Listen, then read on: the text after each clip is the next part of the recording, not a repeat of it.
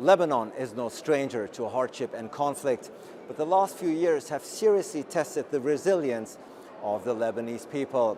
I sat down with Lebanese Foreign Minister Abdallah Bou Habib here on the sidelines of the Antalya Diplomacy Forum to talk about the many domestic and foreign challenges of his country. I'm Aslan, and this is One on One.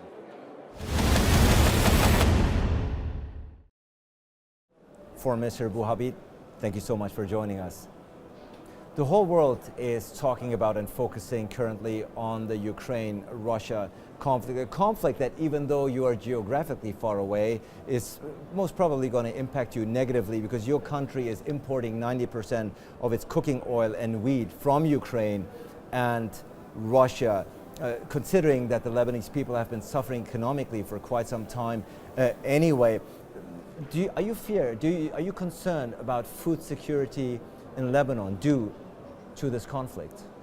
Well, we have some now in our storages, but we will need them in a couple of months. We will need them, and we are talking now with the United States and with Europe, with the EU, in order to help us get a new source of supply. Clearly, there's a need now to think about diversifying your sources of cooking oil and wheat in particular. But of course, this also puts you in a bind, politically speaking. You can't ill afford to aggravate both Ukraine or Russia. How do you strike the balance right now as foreign minister? Well, in principle, we are against solving problems by force.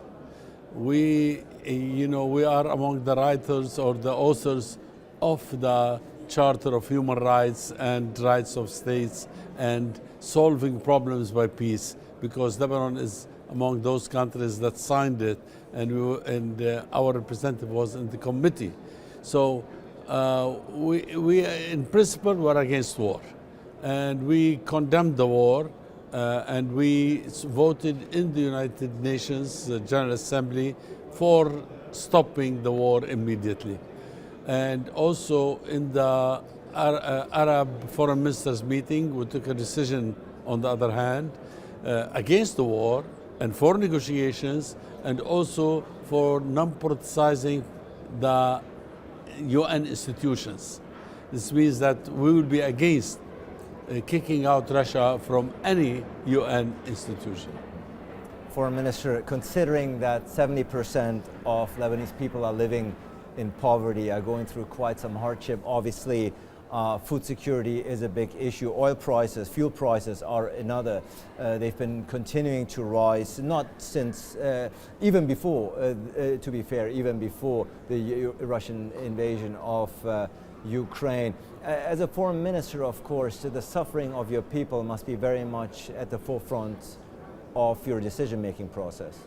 Yes, well, first it was low because we were subsidizing petroleum prices, all products. Now we stopped this subsidy because subsidy meant also like subsidizing others that smuggle oil from Lebanon.